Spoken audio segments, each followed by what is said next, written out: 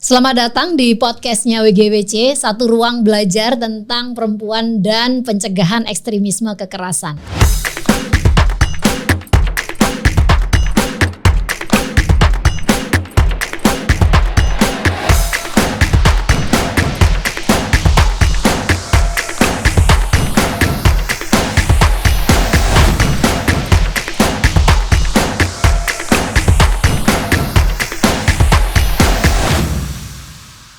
Ketika bom meledak di Surabaya pada Mei 2018, Indonesia dikejutkan oleh kenyataan yang begitu memilukan. Anak-anak terlibat sebagai pelaku dalam aksi terorisme. Satu keluarga, termasuk anak-anak yang masih belia, dikerahkan untuk menyerang 3 gereja, menciptakan gelombang duka dan kecemasan di seluruh negeri. Kejadian ini tidak hanya mengguncang nurani bangsa, tetapi juga menimbulkan banyak pertanyaan mendalam tentang bagaimana kelompok teroris mampu mengeksploitasi anak-anak dalam aksi kekerasan ekstrim. Dalam konteks Indonesia, anak-anak seringkali menjadi korban eksploitasi ideologi di bawah dalih agama atau loyalitas pada keluarga. Mereka diajari untuk melihat dunia sebagai medan perang antara kawan dan lawan. Dalam beberapa kasus, seperti yang terungkap dalam investigasi keluarga mantan simpatisan ISIS, anak-anak ini dilatih menggunakan senjata, indoktrinasi dengan ajaran radikal dan disiapkan untuk menjadi bagian dari perjuangan jihad. Kisah-kisah ini memperlihatkan bagaimana anak-anak yang seharusnya hidup dalam lingkungan yang aman justru terjebak dalam lingkungan kekerasan yang sistematis. Seperti apa dinamika anak-anak terlibat dalam ekstremisme kekerasan? Kita kehadiran seorang perempuan luar biasa, kerja intensif sekali dengan anak-anak yang terlibat dalam terorisme. Namanya Khariroh Maknunah, atau biasa saya panggil Mbak Nunah, dari Yayasan Prasasti Perdamaian. Selamat datang Nunah. Selamat datang Mbak. Terima kasih udah ngeluangin waktu. Ada banyak masyarakat itu penasaran ya, sebenarnya bagaimana sih keterlibatan anak-anak di dalam konteks terorisme. Ada banyak prasangka, ada banyak hal yang tidak terjawab. Nah, kali ini kita pengen di podcast ini Nuna bisa memberikan insight dari kerja-kerja yang selama ini dilakukan bersama dengan Yayasan Prasasti Perdamaian. Tapi sebelum kita ngomongin kerjaan yang sangat pelik ini, boleh nggak kira-kira dibagi apa sih motivasi Anda itu untuk mau bekerja sulit ya dengan para kelompok teroris ini ya? Tentu saja mantan teroris, khususnya dalam konteks anak-anak gitu. Ya.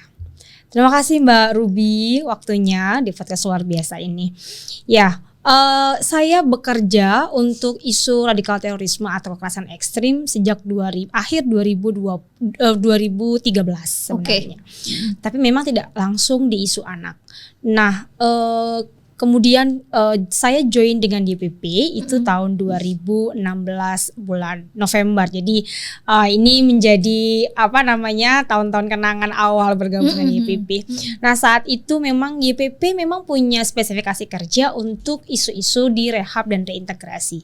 Jadi ketika kami sedang mengunjungi salah satu lapas, tanpa sengaja kami bertemu dengan anak usia 17 tahun, hampir 18 tahun yang ditahan di lapas tersebut dan ternyata terlibat kasus tindak pidana terorisme. Meskipun sebenarnya bukan kasus pertama, tapi memang itu cukup mengejutkan karena pasca itu ada beberapa anak lainnya. Jadi waktu itu ada 3 anak yang ditahan atau berada di lapas tersebut. Nah, YPP karena memang punya kerja yang spesifik untuk dukungan untuk pemulihan begitu ya, pemulihan dalam konteks rehabilitasi dan reintegrasi bagi orang-orang yang pernah terlibat kekerasan ekstrim, akhirnya juga mengadvokasi dalam tanda kutip memberikan support sistem untuk program pemulihan rehab dan reintegrasi bagi anak-anak yang terlibat kekerasan ekstrim.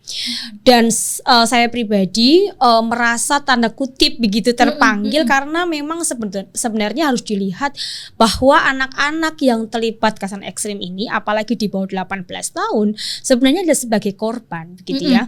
Jadi in person saya membayangkan jika terjadi pada diri saya misalnya di usia 18 tahun, saya tentu akan merasa bahwa bingung juga, meskipun satu sisi merasa di kelompoknya dia sebagai hero begitu karena misalnya dia pegang senjata dan sebagainya, tapi ketika di posisi dia ditangkap tanpa seorang ibu, tanpa seorang ayah, tidak punya pengacara atau pembela hukum misalnya, juga akan merasa sedih sekali saya membayangkannya. Sehingga saya pikir memang ini adalah satu kerja baik, kerja yang harus dilakukan pakai hati, dan saya beruntung punya support system yang cukup dan cukup oke, cukup baik untuk melakukan ini, karena ayah saya misalnya mengetahui kerja saya untuk anak-anak yang terlibat kekerasan ekstrim, juga merasa bahwa ini harus dikerjakan dengan sepenuh hati karena mereka adalah korban. Nah, kemudian ini relate dengan undang-undang perlindungan anak kita gitu ya, bahwa mereka memang sebagai korban. Meskipun kita tahu pada diskusi-diskusi di forum-forum ataupun juga pada masyarakat umum ini masih banyak debatable gitu ya, bahwa mereka bukan korban, mereka melakukan kekerasan ekstrim. Tapi dalam hal ini kalau kita mau urai, mereka masih seorang anak, dan itu adalah masih ada di ruang lingkup pengasuhan, perlindungan orang tuanya, sehingga mereka adalah korban. Nah ini, atas panggilan korban itulah kenapa memang mereka harus dilindungi, mereka harus disupport dan mendapat pemulihan yang maksimal.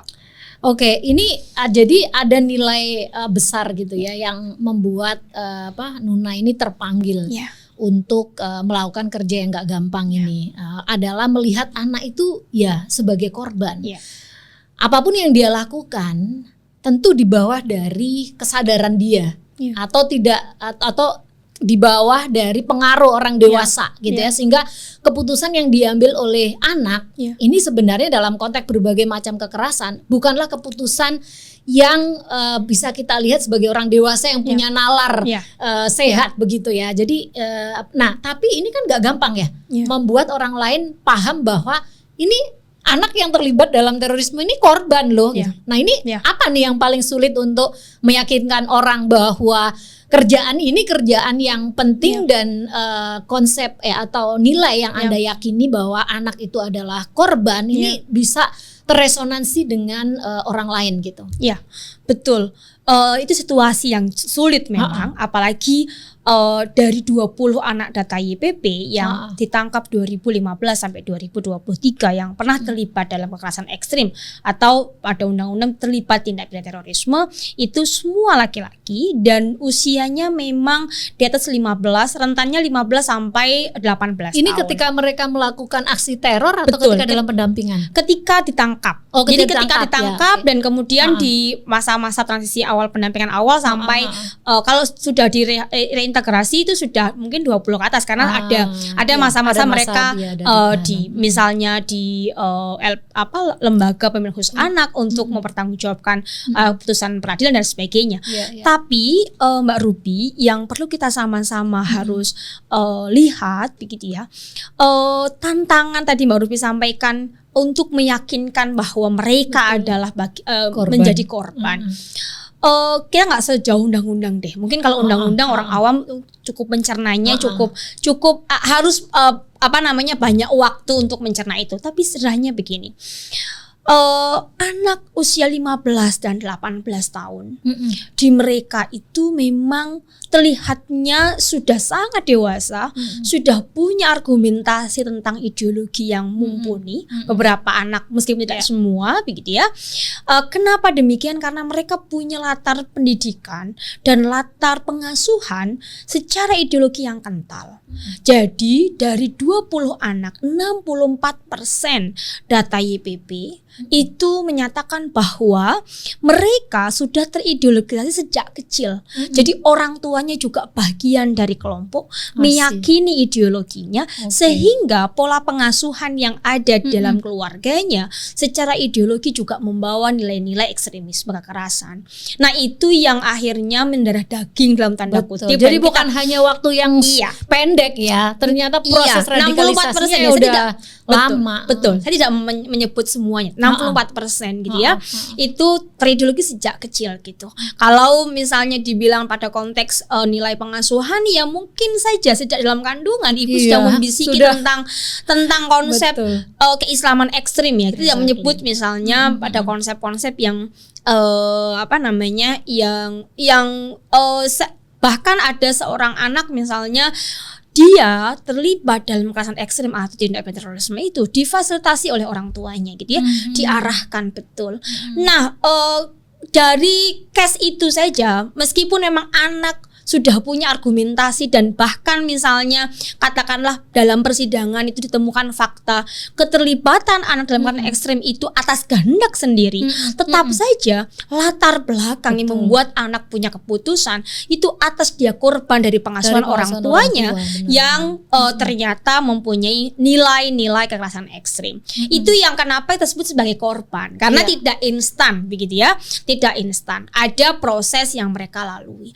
Nah, bagaimana dengan anak-anak yang orang tuanya juga misalnya katakanlah moderat, orang tuanya sepertinya juga tidak ekstrim gitu ya, tapi kok dia terlibat misalnya.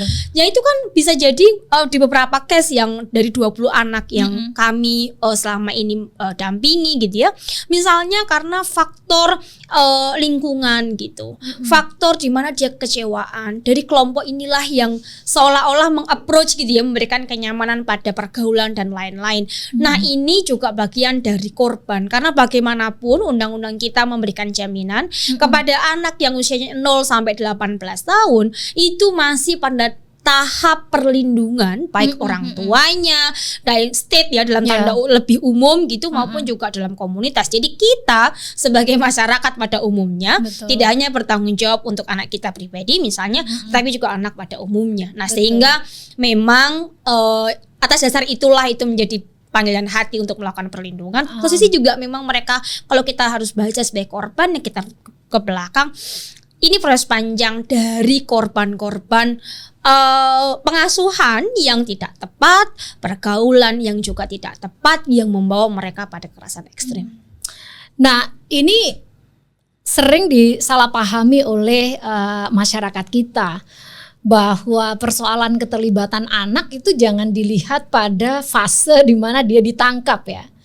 Atau secara formal dia melakukan aksi teror. Tapi ada proses panjang seperti tadi yang Nuna sampaikan, bahwa proses parenting yang sangat intensif dilakukan oleh orang tua yang terradikal itu menjadi bagian yang penting untuk dilihat dan dianalisis. Nah, jadi keluarga kemudian anak memutuskan mereka melakukan aksi teror, satu hal yang sangat erat hubungannya.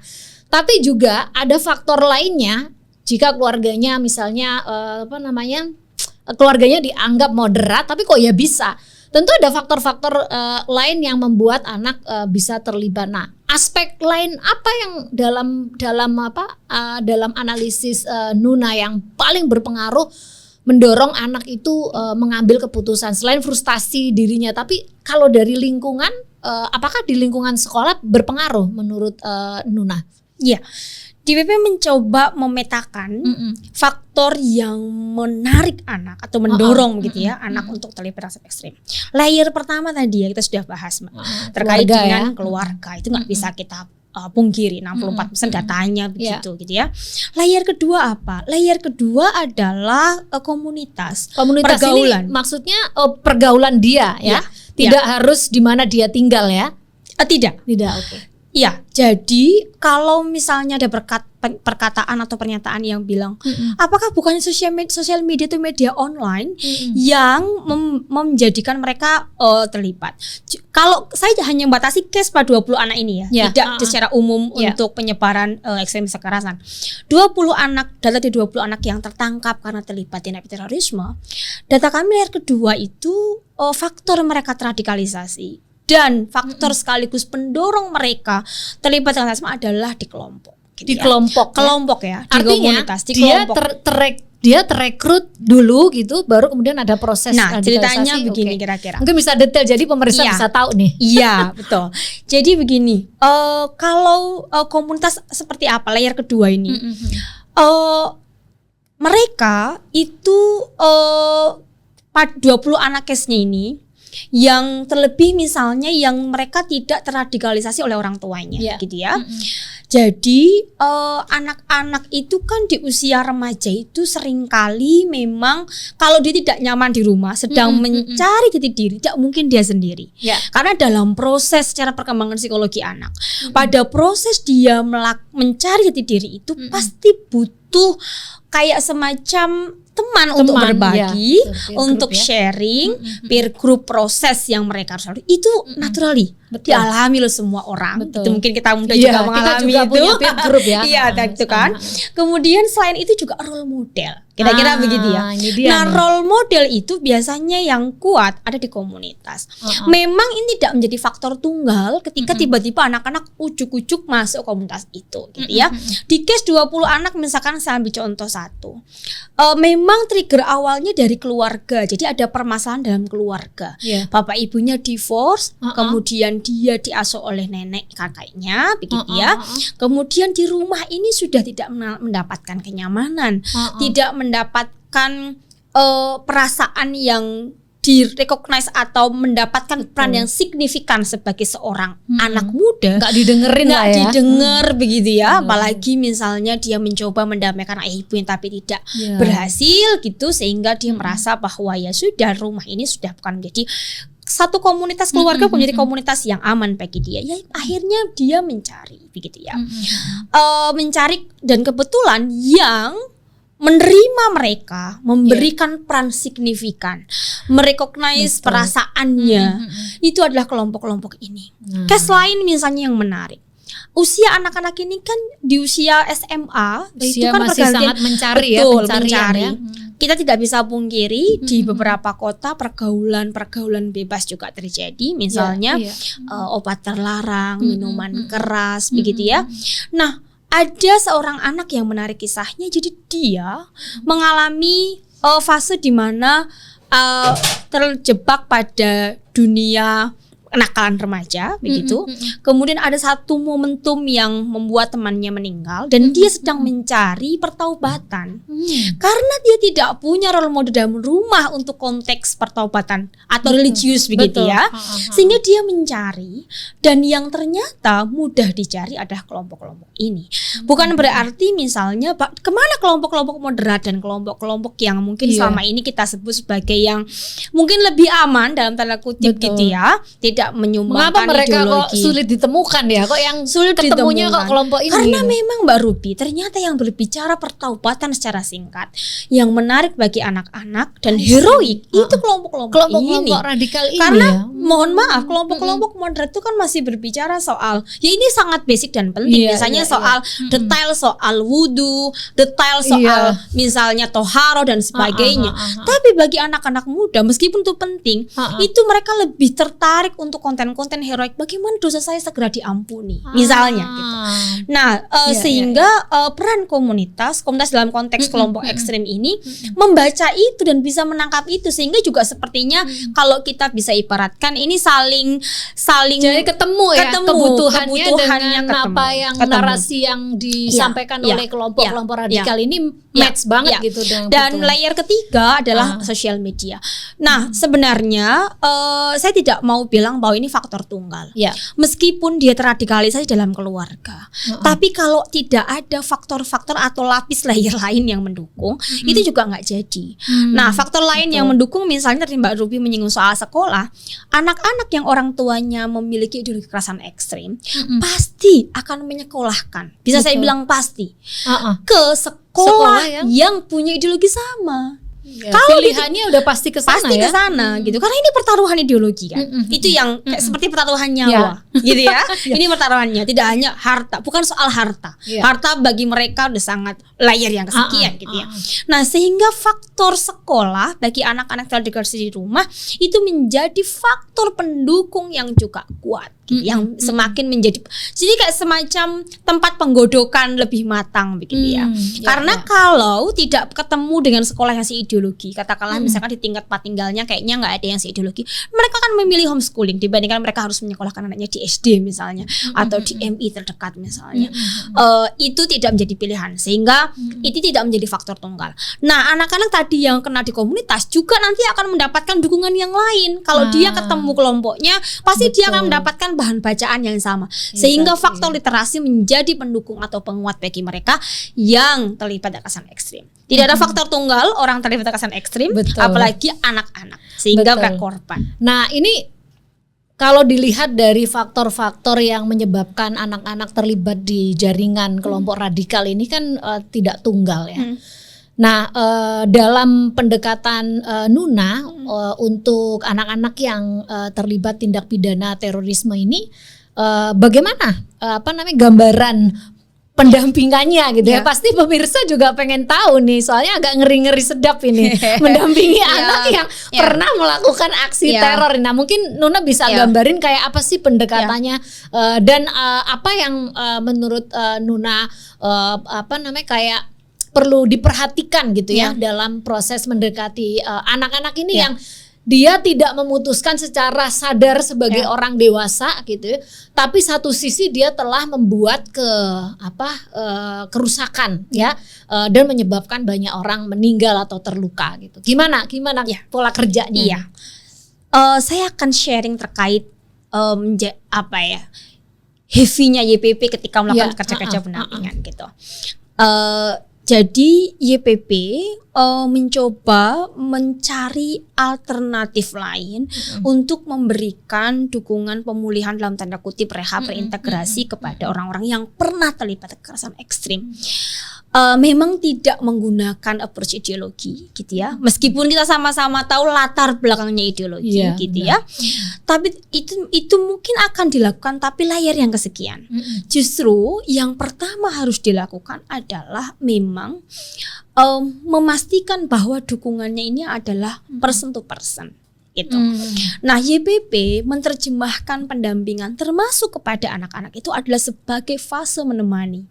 Jadi mendampingi itu menemani. Jadi artinya Nuna memposisikan diri sebagai teman gitu ya kepada sebagai mereka. Teman, sebagai kakak, tempat curhat. Kalau misalnya kami sering menyebut sebagai pembisik. Jadi karena apa? Menarik itu. Karena apa? Mereka sudah punya ideologi yang mereka yakini. Kita konsepnya tidak bisa twist atau merubah dengan sedemikian cepat. Tetapi yang bisa kita lakukan adalah memberikan insight, advice, membisikkan dalam tanda kutip hal-hal yang dapat menjadi knowledge baru bagi anak-anak, dan secara fundamentalis mereka yang harus menentukan sendiri jalan mereka.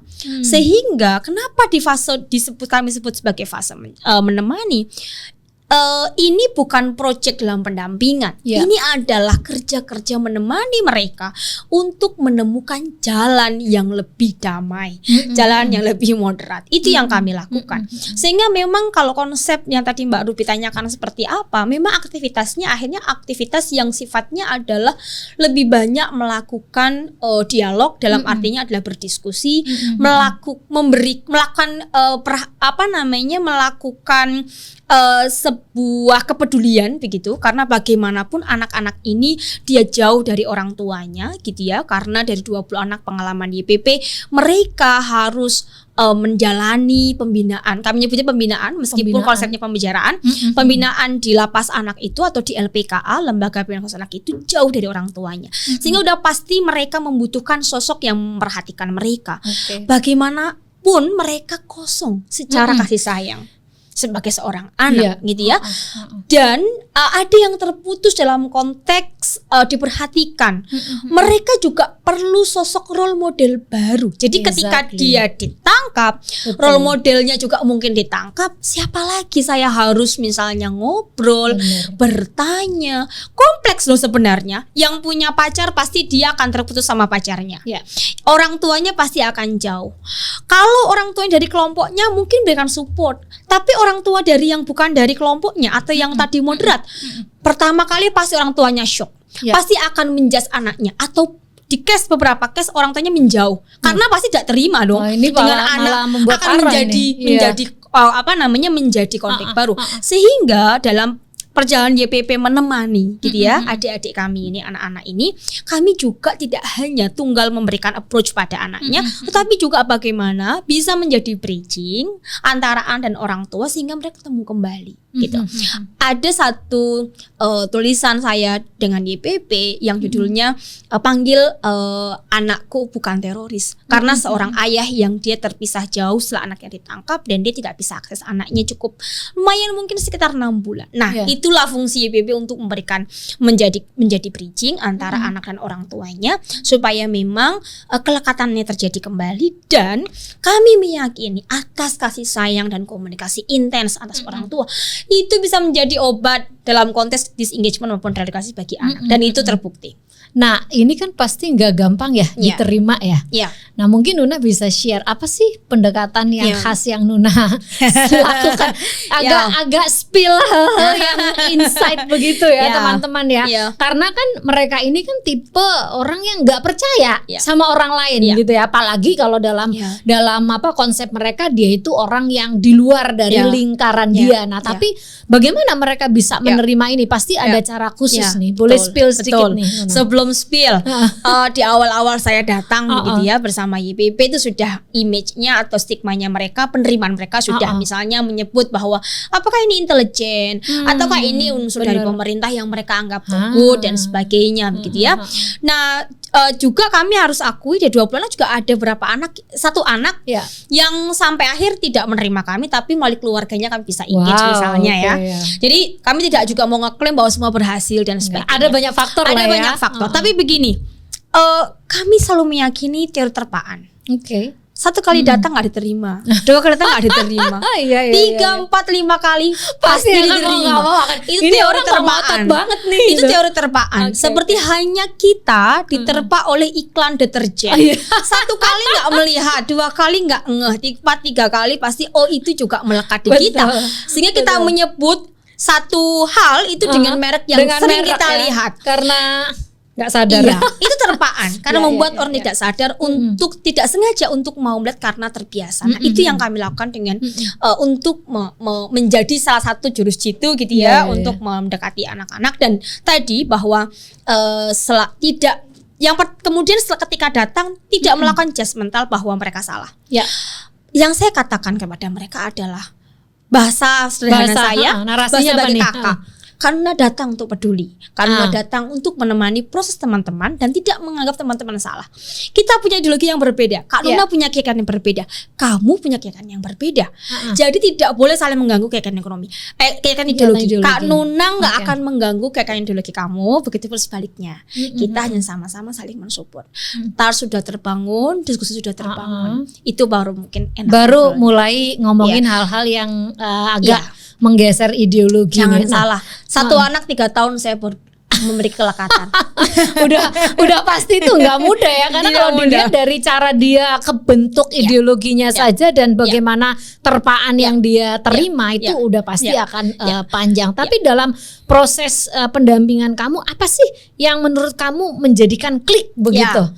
Jadi sering bertemu, sering komunikasi itu menjadi pengalaman saya, menjadi cara untuk menemukan namanya golden time. Jadi begitu. Jadi seperti hanya orang berrelasi. Kayak orang berrelasi ya. Betul. Kita dengan pasangan juga harus menemukan ada golden time yang kita harus ciptakan sama-sama, dan kadang-kadang golden time ini tidak bisa kita prediksi. Kalau bahasa saya golden time atau titik balik kita nyebutnya.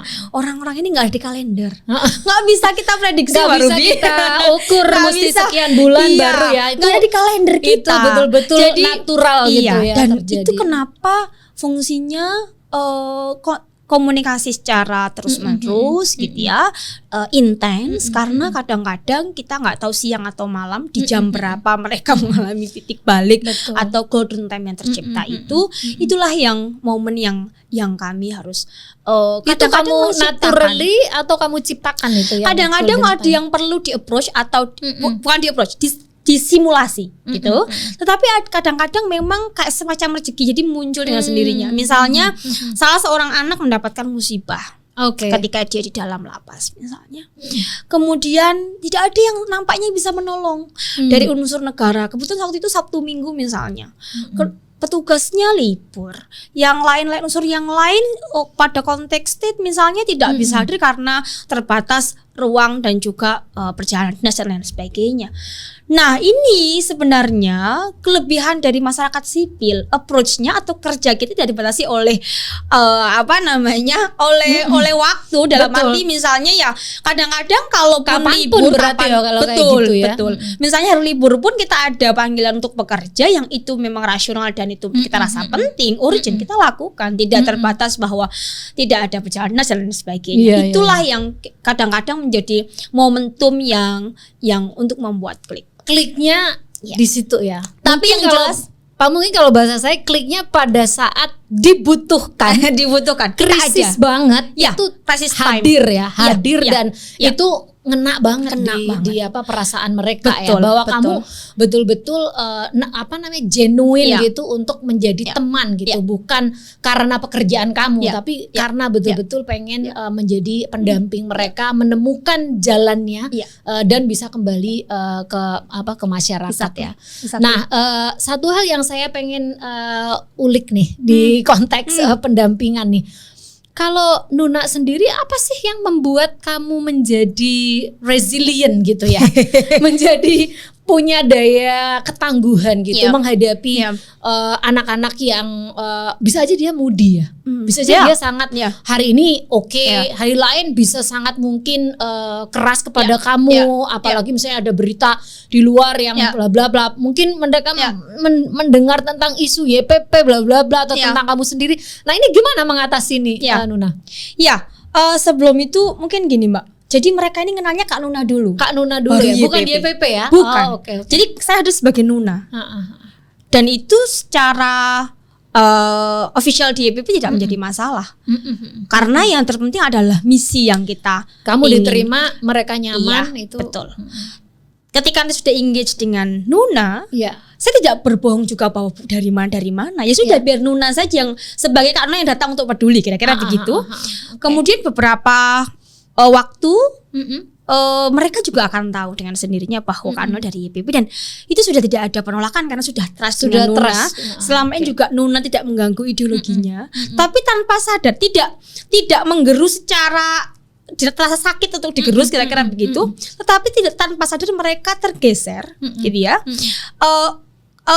Dan secara fundamentalis bisa menentukan secara ideologi mereka harus seperti apa, bahkan secara langkahnya mereka seperti apa. Jadi kira-kira itulah yang inilah ya. Kemudian bagaimana cara membangun resiliensi?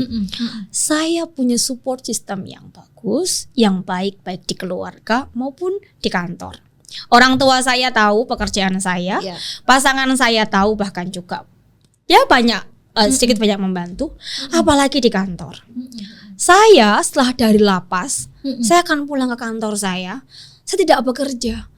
Tapi Mas Taufik misalnya, direktur saya, mungkin teman-teman tahu, akan menyiapkan makan siang bagi saya dan akan mendengarkan cerita saya selama di lapas. Detail ya, kayak orang ngobrol biasa ya. Jadi kamu kayak rilis gitu ya. Betul, jadi harus merilis gitu ya. Oke. Itu yang mungkin menjadi salah satu resiliensi.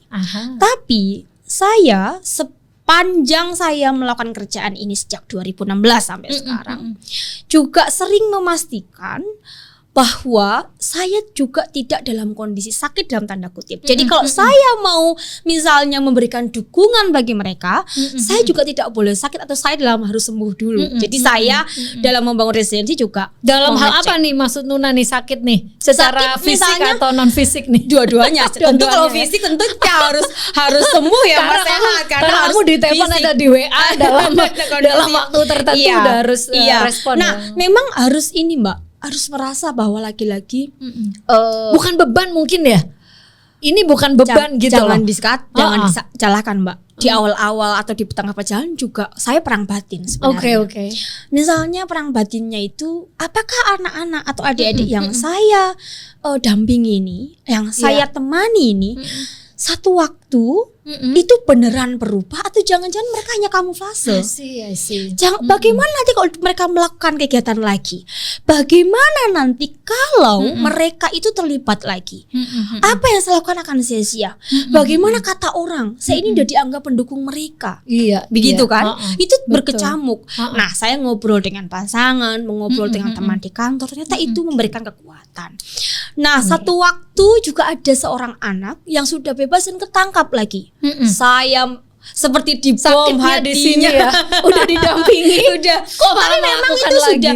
Nah, itulah kenapa saya dan YPP tidak hanya melakukan kerja-kerja pendampingan, Aha. tetapi juga melakukan need dan race assessment, memetakan sejak awal. Maksudnya melakukan pembaharuan data ya. Betul. Kondisi mereka kayak apa nih? Betul. Jadi nanti saya tidak terlena dan saya tidak denial. Iya. Saya tidak selalu mengatakan Penting itu. anak ini berubah saya dampingi. Tetapi sejak awal kalau memang anak ini Ya. katakanlah kami dampingin, kami terus berikan approach, tapi memang ada faktor lain membuat dia raportnya masih merah, catatannya merah, kami tentu akan masukkan dalam raport itu. Jadi kalau di bayangannya di YPP itu masing-masing anak punya buku untuk mencatat progres mereka, masing-masing. sehingga seanak yang ketangkap itu sejak awal saya udah nggak kaget karena memang data kami sejak awal anak ini potensial akan menjadi residivis dan betul terjadi, sehingga kami juga katakan YP menyampaikan bahwa ini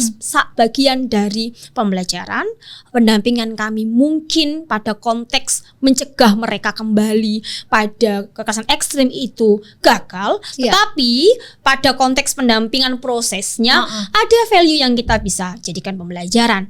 Nah, itu yang juga menjadi bagian dari resiliensi gitu ya. Dan yang penting adalah YPP tidak membiarkan saya jalan sendirian untuk melakukan ini. Ini bukan hanya kerja Nuna, tapi ini ada kerja besar dari YPP. Itu yang terpenting. Satu lain hal lain misalnya adalah pada konteks jejaring YPP misalnya dengan Direktorat Jenderal Pemasyarakatan kami punya relasi yang cukup baik gitu ya, itu juga mensupport. Jadi kami dengan lapas biasanya meskipun cara pendampingan saya kunjungannya lewat kunjungan biasa tapi maksudnya itu diperbolehkan karena kan ini kan agak dalam nih sebenarnya. Diperbolehkan. Jadi saya sebagai pengunjung biasa ya ikut antri, nenteng makanan, pakai KTP, difoto sebagai pengunjung dan itu saya lakukan juga di masa saya hamil sampai 9 bulan. Jadi saya hamil 1 sampai 9 bulan itu saya juga melakukan kerja-kerja itu di kaki bengkak, saya hampir kontraksi di lapas dan sebagainya, itu kami lakukan. Lagi-lagi adalah saya membayangkan ini adalah investasi kebaikan yang saya lakukan. Satu sisi sebagai value saya sebagai manusia, bahwa saya juga akan punya anak yang tidak tahu nanti anak saya akan di mana. Secara value itu menjadi kebaikan yang saya tanam. Tapi satu sisi ya memang tadi ya saya merasa bahwa anak-anak ini perlu mendapatkan ruang. Kalau tidak ada yang mendengar, tidak ada yang percaya, mereka akan berubah lebih baik. Siapa lagi?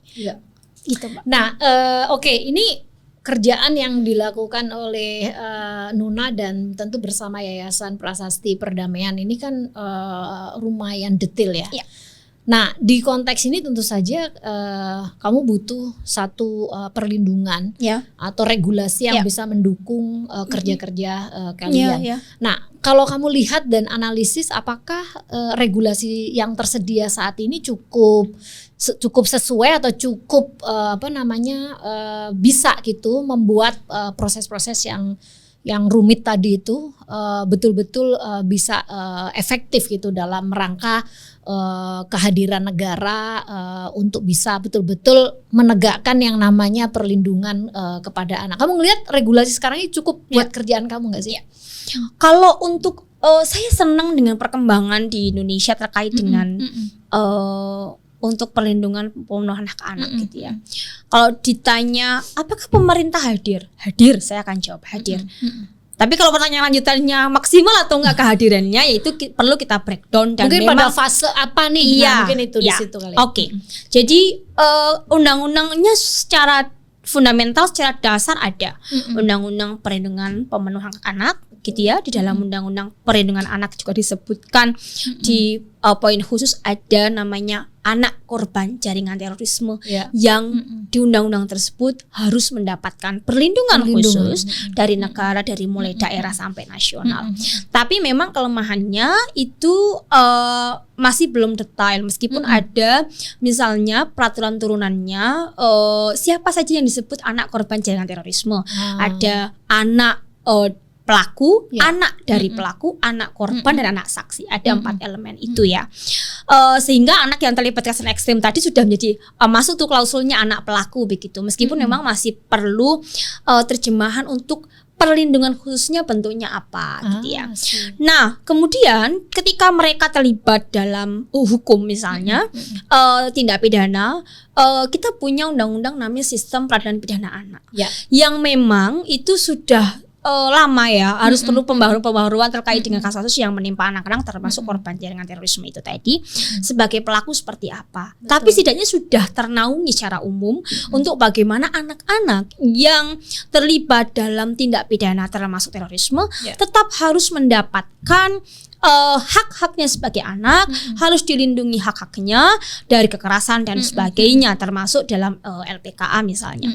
Nah, perkembangan berikutnya yang menarik adalah di pemasyarakatan sendiri juga dengan cepat mau berbenah, juga atas dukungan Yayasan Pasti Perdamaian misalnya punya sekarang regulasi khusus untuk penanganan anak-anak yang terlibat kekerasan ekstrim, baik dari anak yang masih ditahan di dalam LPKA yang menjalani pidana, baik yang sudah reintegrasi. Nah, itu sudah ada regulasinya.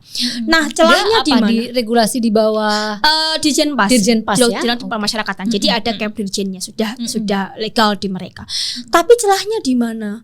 Kelemahan kita adalah kadang-kadang di semua elemen yang melaksanakan undang-undang atau regulasi tersebut gitu ya, menerjemahkan lebih detail pada aktivitas apa yang harus dilakukan. Misalnya kalau di LPKA, anak-anak selama pembinaan itu, anak-anak terlibat kekerasan ekstrim atau anak binaan kasus terorisme ini, aktivitas yang dapat menstimulus mereka untuk disengage gitu ya, atau diradikalisasi katakanlah bahasanya begitu, itu apa? Itu yang masih mungkin menjadi gap.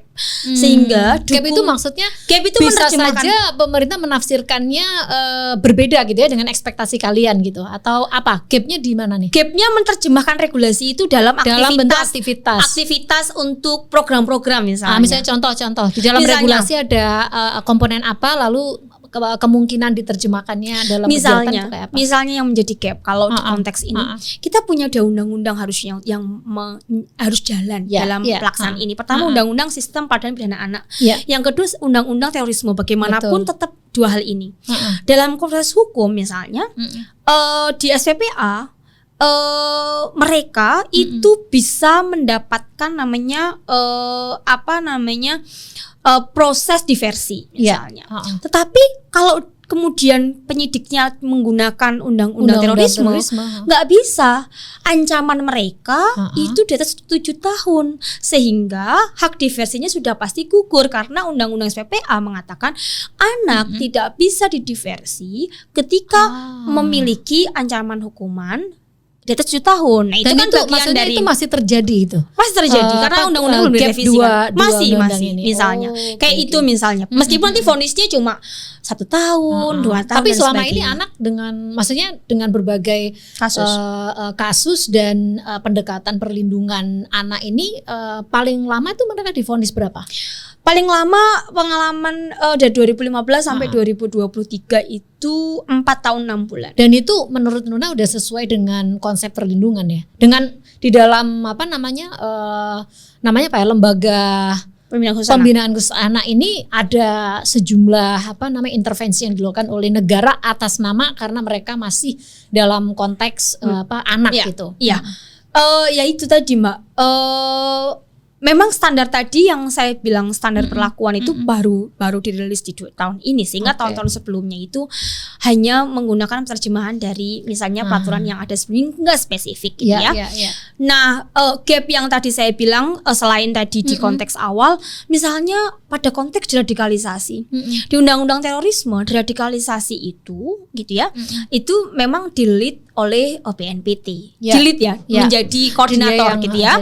Nah, ada 4 tahapan. Nah, yang kadang menjadi miss, sedangkan undang-undang pemasyarakatan dan undang-undang sistem peradilan anak, anak-anak kasus apapun harus mengikuti pembinaan di LPKA.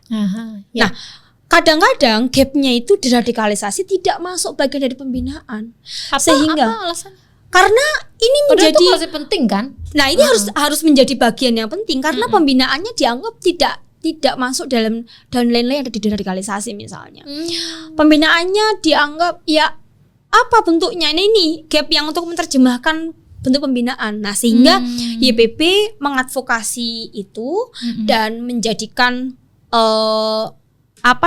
benang merahnya standar perlakuan yang tadi saya ceritakan di awal, bahwa radikalisasi adalah bagian dari pembinaan anak-anak yang ada di LPKA misalnya yang terlibat tindak pidana terorisme. Sehingga ini kadang-kadang kelemahannya adalah beberapa anak yang akan mendapatkan hak remisi, hak integrasi PP, CP, CMB di dalam LPKA itu cukup kesulitan dari 20 anak beberapa kasusnya karena satu sisi dari lapas harus menghendaki menerjemahkan pembinaannya itu harus ikut program Derat misalnya, harus mendapatkan satu semacam legacy bahwa mereka dapat ikut Derat dan juga harus ikrar NKRI. Nah, itu yang beberapa ada hal yang banyak kontra terkait NKRI betul misalnya. Jadi saya bilang makanya kalau secara umum sebenarnya regulasinya cukup gitu ya. Cukup dalam artian kalau kita mau bilang yang spesifik, ya sudah ada yang spesifik. Kalau kita tuntut spesifik, tinggal implementasinya betul, sebenarnya. Implementasinya betul. Kelemahannya kan regulasinya ada. Kadang-kadang itu kan stage atau aktor negara ini tidak mau belajar secara dalam terkait regulasi itu gitu ya. Apakah orang yang bekerja untuk isu anak semua benar-benar memahami regulasi terkait dengan anak dan bagaimana mereka menerjemahkan? Jangan-jangan ketika kita bekerja termasuk misalnya koreksi buat saya dan YPP, ketika bekerja untuk isu anak masih melanggar child protection yang ada gitu ya. Sederhananya misalnya ketika membicarakan terkait dengan atau approach untuk anak harus ada consent form dari anak maupun orang tuanya misalnya. Itu hal yang paling sederhana. Nah, itu kami lakukan sejak awal sebagai bentuk kehati-hatian dan sebagai bentuk rekognisi atas hak perlindungan anak. Selain itu misalkan penggunaan dokumen, penggunaan foto dan lain-lain gitu ya, memastikan apa yang kita advokasi tidak menjadi hanya kepentingan kita secara program tapi juga melindungi anak itu sendiri. Betul. Oke, nah kita di proses kerja kamu ini kan ada juga proses di mana anak-anak ini kembali ke masyarakat gitu ya.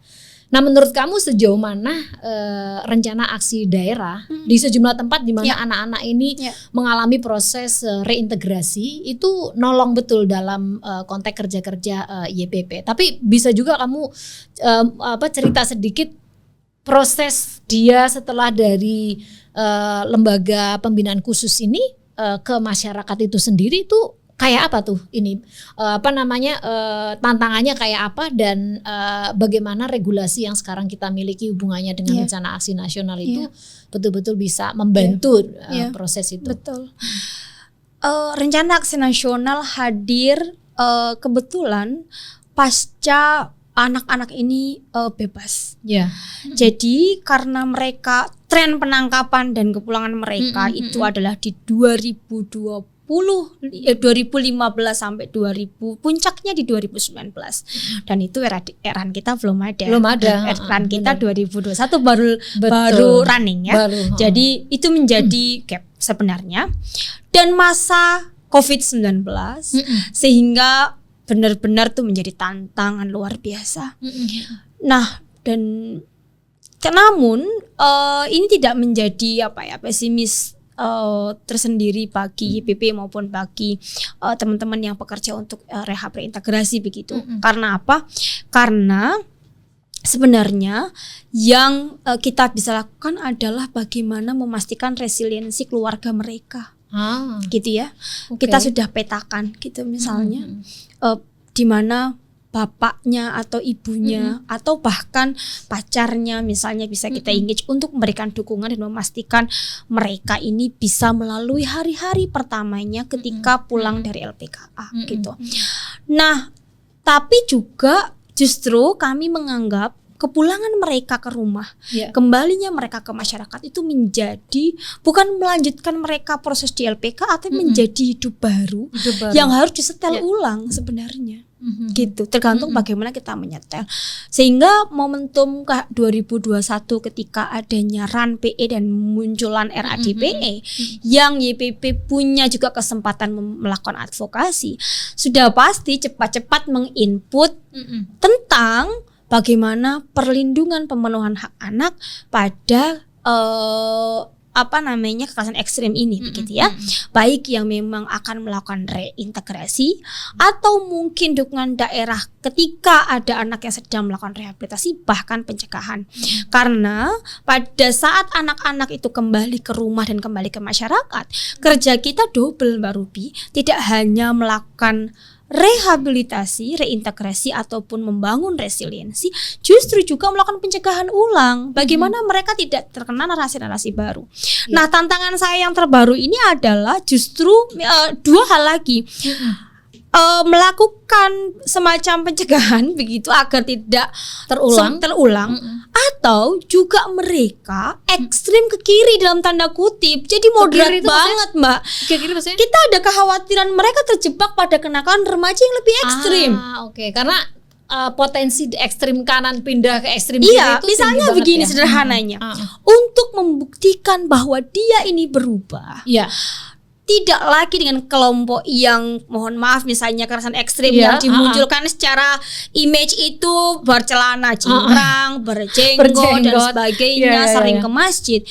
Dia melakukan kegiatan atau aktivitas yang sebaliknya. Misalnya berkumpulnya jadi dengan orang-orang reggae. Ya kita nggak melakukan stigmatisasi kepada orang-orang reggae misalnya, tapi misalnya di beberapa kasus ini ekstrimnya semakin kiri gitu misalnya. Kelompok dekat dengan kriminal atau gimana? Maksudnya khawatirnya kan, misalnya kan kita nggak tahu nih pergaulan-pergaulan yang ada di luar gitu ya, misalnya obat terlarang, bisa jadi mereka juga dengan mudah menggapai itu, seks bebas misalnya. Kemudian karena ini kan kayak semacam dia tidak pernah dapatkan sebelumnya, kemudian itu rasa penasarannya muncul dan itu kesempatannya ada. Nah ini yang kita yang tantangan berikutnya adalah menjaga itu.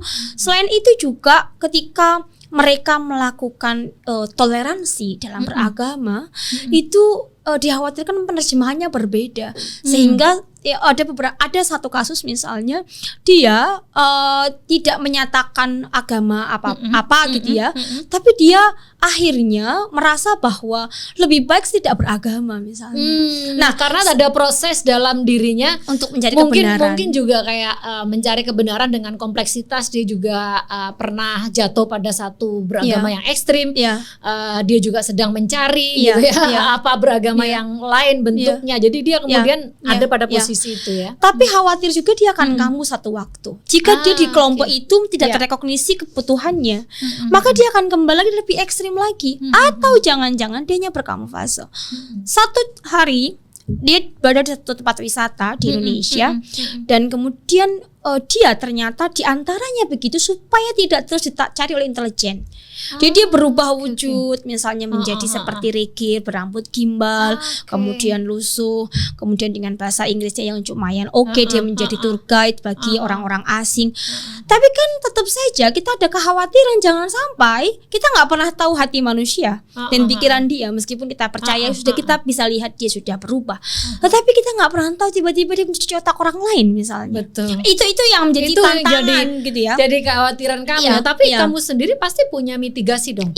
Nah, apa nih kondisi yang perlu ada gitu ya di masyarakat ya dalam rangka kembalinya mereka ke masyarakat, dan sangat mungkin bisa jadi apa saja. Tapi di YPP sendiri ada nggak mitigasi agar mereka nggak jatuh ke ekstrim kiri gitu ya, atau keluar jalur yang kemudian justru melakukan hal yang destruktif gitu? Tentu YPP tidak bisa melakukannya sendiri, butuh banyak tangan, apalagi sudah menyebar di berbagai wilayah gitu. Maka memang langkah-langkah strategis yang kami harus lakukan pertama adalah dengan momentum RAN PE dan RADPE ini harus terlibat sebanyak mungkin advokasi dan memastikan bahwa mereka juga merekognisi isu anak ini begitu, dan tidak hanya membuat daerah itu merasa punya kewajiban melakukan pencegahan saja, tapi juga melakukan sejumlah program untuk membangun proses penerimaan, saling menerima antara masyarakat, keluarga maupun anak ini begitu ya. Nah, di sisi yang lain kami membangun konsep community based correction gitu ya. Komunitas-komunitas yang harus disiapkan pasca mereka keluar dari pemasyarakatan.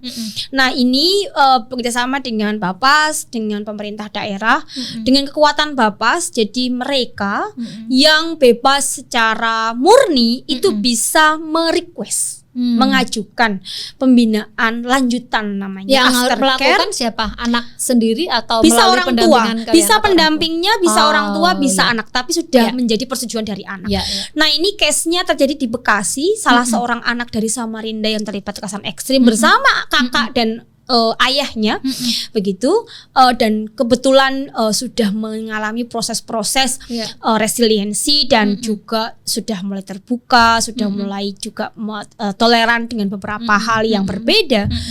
Setelah 2 tahun bebas, dia mengajukan bimbingan lanjutan dan ternyata kebutuhan terjawab. Dia memperdalam melalui program bimbingan lanjutan 6 bulan itu. Bapas Bekasi bersama YPP secara program memberikan dukungan untuk memperkuat bahasa Inggrisnya, dan itu sangat berguna bagi pekerjaannya. Meskipun cuma 6 bulan, tapi setidaknya itu bisa menjadi momentum untuk memastikan bahwa advice kita yang positif ini terinternalisasi. Saya kira 6 bulan bisa menjadi momentum yang cukup lah untuk internalisasi itu.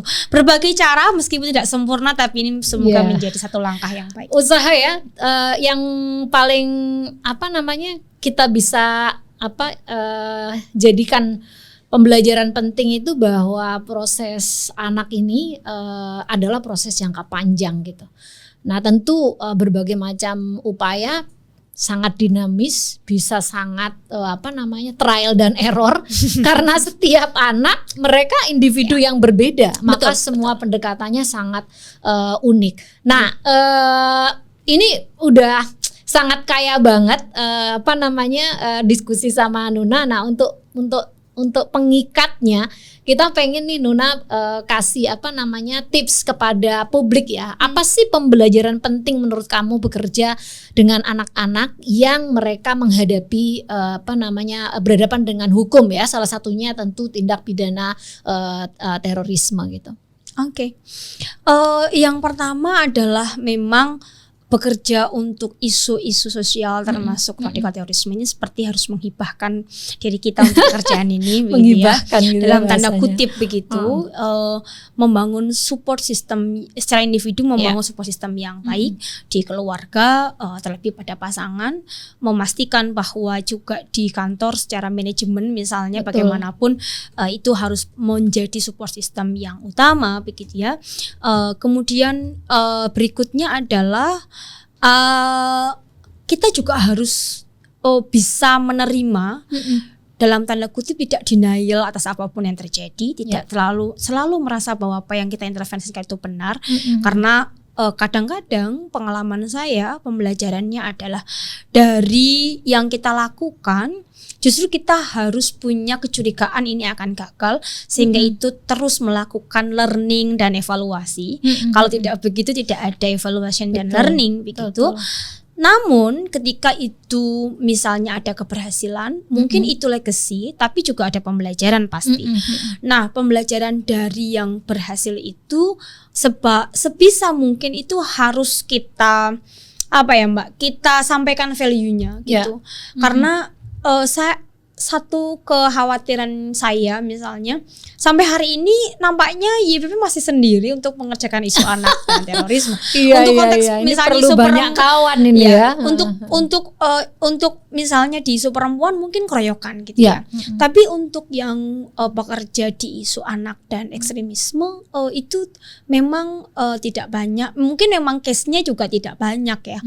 Tetapi pada breakdown isu yang lain, misalnya pada konteks pencegahan, pada konteks misalnya reintegrasi gitu ya, yang secara spesifik punya concern itu nampaknya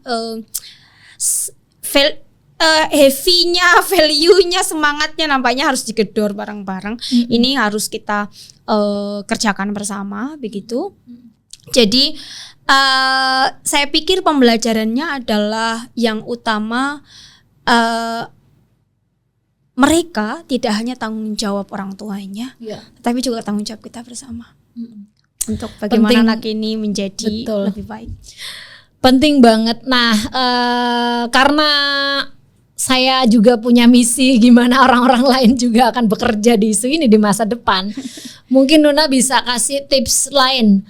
Bagaimana boleh dan tidak boleh? Apa sih yang boleh dan tidak boleh? Maksudnya dalam bekerja di konteks pendampingan anak-anak berhadapan dengan hukum di isu terorisme ini ya. Biar kita semua hati-hati nggak melakukan kesalahan yang sama. Ya, saya pikir ini sangat dinamis. Tapi pengalaman saya dan YPP misalnya, yang pertama yang mungkin tidak boleh dulu adalah tidak boleh menjudge atau menghakimi orang mereka. Ini, menghakimi mereka bahwa mereka sepanjang hidupnya menjadi orang yang terus salah. Ya, mereka salah. Mereka akan mempertanggungjawabkan kesalahannya terhadap negara, karena itu mereka ditangkap karena melanggar undang-undang negara, bukan karena melanggar dengan komitmen dengan kita. Sehingga sebagai manusia yang kita kedepankan adalah meyakini mereka akan berubah menjadi lebih baik. Dan sebagai misi kemanusiaan, kalau kita mengimani keamanan insani begitu, maka kesempatan kedua bagi mereka harus ini yang boleh harus diberikan. Yang tidak boleh menghakimi, yang harus diberikan adalah mereka punya kesempatan kedua. Posisikan jika itu kita, posisikan jika itu adalah anak keluarga kita, betul, anak kita misalnya, sedih dong kalau nggak punya kesempatan, tidak ada yang memberikan ruang atau kesempatan. Sangat. Siapa tahu anak-anak ini ke depan akan lebih sukses daripada kita, yang akan memperkaya, dalam tanda kutip memperkaya adalah membuat negara lebih maju misalnya, karena ini adalah harapan kita semua, mereka juga harapan bangsa. Jadi kesalahan mereka juga hari ini jadi harus pembelajaran kita semua. Betul. Kalau dikata mereka melakukan kekerasan ekstrim, saya pikir di case yang lain, anak-anak yang terlibat dalam tindak pidana lainnya, pembunuhan, pencabulan dan sebagainya, itu juga sama dengan mereka punya kesempatan yang sama. Baik, aduh luar biasa. Ini kalau dilanjutin gue bisa 3 jam nih ngobrol sama Nuna. Karena memang kaya banget pengalaman Nuna, dan ada banyak insight yang nggak mudah didapatkan di teks-teks buku atau online gitu ya. Jadi kesempatan yang sangat baik. Nah, untuk menutup diskusi saya dengan Nuna, saya ingin meng-highlight beberapa hal saja. Karena tadi udah sangat bagus, jadi saya nggak mau merusak narasi yang sudah dibangun oleh Nuna. Yang pertama, mengingatkan bahwa di konteks kita bicara tentang anak, hubungannya dengan terorisme, ada yang namanya konsep perlindungan anak. Konsep perlindungan anak adalah anak yang di bawah 18 tahun, mereka adalah korban. Maka dari itu mereka punya hak-hak secara utuh. Bagaimana mereka mendapatkan pendampingan ya, yang khusus tentu saja sebagai affirmative action, agar mereka bisa kembali menjadi manusia yang nantinya mereka bisa memutuskan dengan akal sehat dan mendapatkan lingkungan yang suportif bagi pertumbuhan mereka. Yang kedua, tentu saja dalam cerita Nuna penting banget posisi bagaimana menjadi teman.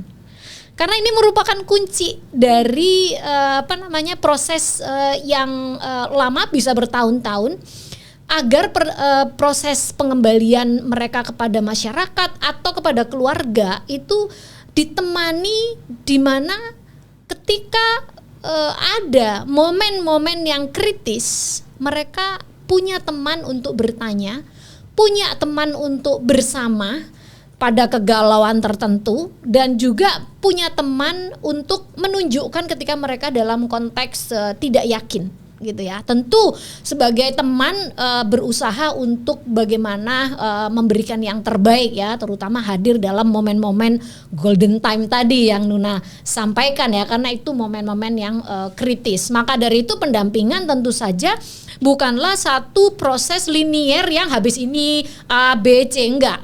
Tapi ini sebuah proses yang jalannya sangat genuine, natural, tapi dalam titik kenaturalan itu ada yang namanya upaya untuk memastikan mereka tidak terjebak kepada residivisme. Ini yang paling penting. Karena apa? Karena memungkinkan sekali dari ekstrim kanan kepada ekstrim kiri, dan kalau itu tidak dimitigasi, maka tentu saja mereka akan jatuh kepada ruang yang berbeda, tapi destruktifnya mungkin akan sama.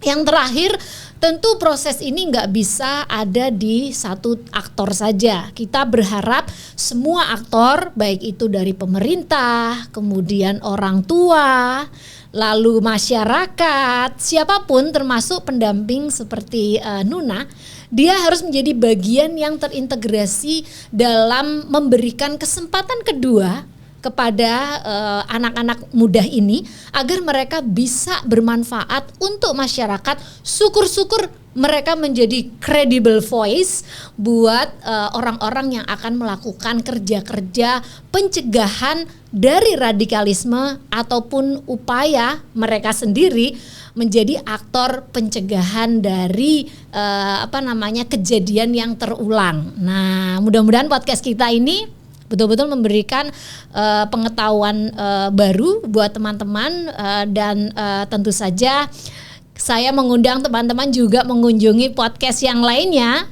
di mana para perempuan-perempuan pejuang damai ini menceritakan insights mereka dalam konteks pencegahan ekstremisme kekerasan di ruang-ruang yang berbeda. Terima kasih.